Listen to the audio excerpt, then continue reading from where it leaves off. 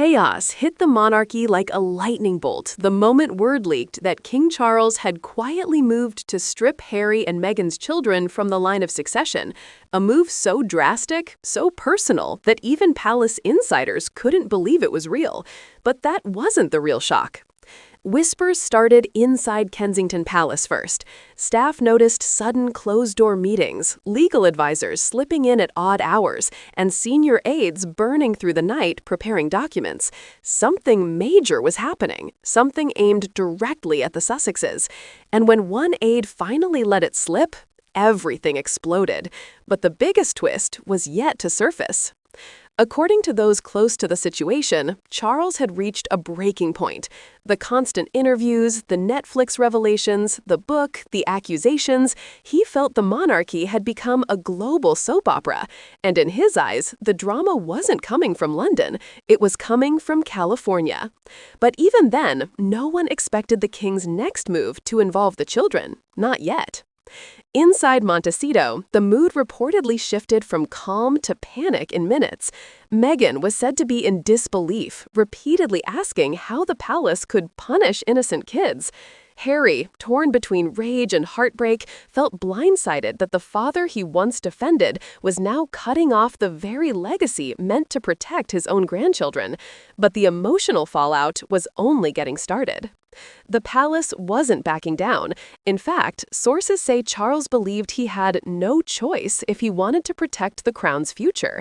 He allegedly argued that the monarchy couldn't keep pretending unity while one branch of the family was actively undermining it in public. But even that wasn't the final blow. The legal mechanism was already in motion. Advisors had drafted the succession adjustment under extreme secrecy, and once Charles signed it, everything changed instantly. Archie and Lilibet's names vanished from the internal documents that determine future royal inheritance, erased as if they were never there. And that's when the outrage erupted. Royal watchers were stunned. Social media exploded. Some fans demanded answers, others accused the monarchy of retaliation, and many simply wondered how far this royal feud could go before it becomes irreversible. But behind the scenes, the tension was even darker than the public realized. Because Harry reportedly called the palace directly, furious, emotional, and demanding an explanation, what he got wasn't what he expected.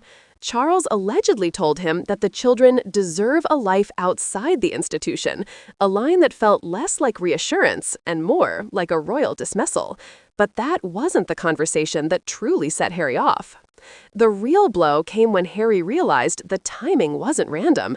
This move came just as he and Meghan were preparing new projects the palace feared could reopen old wounds. Some insiders claim Charles acted as a preemptive strike, a way to limit the damage before it begins. But even that wasn't the deepest cut. Meghan, according to those close to her, immediately saw the move as a message, not just punishment, but a warning. The kind of warning that says, "You're out. Permanently." She reportedly told confidants that Archie's and Lilibet's futures had been stolen for politics. And that's when everything shifted from emotional devastation to strategic retaliation. Talks began about releasing a statement. Others whispered about a new interview, one that could shake the monarchy yet again. Meghan was weighing every angle, every detail, every pressure point. And Harry, he was torn between going nuclear and trying to salvage what was left of his relationship with Charles. But things were about to escalate in a way neither of them expected. Because inside the palace, not everyone agreed with the king's decision. Some feared it would only strengthen Meghan's narrative. Others worried it would make the monarchy look petty and vindictive. And a few even questioned whether this was a move Charles would regret for the rest of his reign. But the internal conflict didn't stop the next shock from landing. Courtiers began preparing for the media storm, but the frenzy was already out of control. Reporters camped outside Buckingham Palace, commentators speculated about the collapse of the royal family, and fans worldwide debated whether Charles had crossed a line no monarch should ever cross. But through all the noise, one looming question was about to ignite the next firestorm. What happens if something happens to William? With Archie and Lilibet removed, the future succession tightened dramatically, and that raised alarming questions inside both camps. Meghan reportedly felt the move cornered her children, shutting them out of a legacy that would have protected them for life. Harry feared it marked a point of no return, but the final twist was still coming. Because palace insiders claim this isn't the end, it's the first step. Charles may be preparing to formally redefine the structure of the royal family, shrinking it even further, potentially cutting out not just Harry's children, but entire branches of the family tree. And if that happens, the fallout will make this moment look small. For Harry and Meghan, the devastation has now turned into determination. Those closest to them say they're ready to tell their side, again, louder, raw, and without holding back.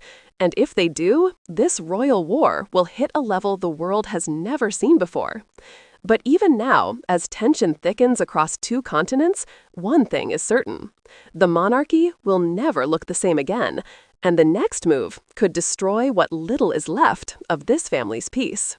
And the surprising part? This story is still unfolding.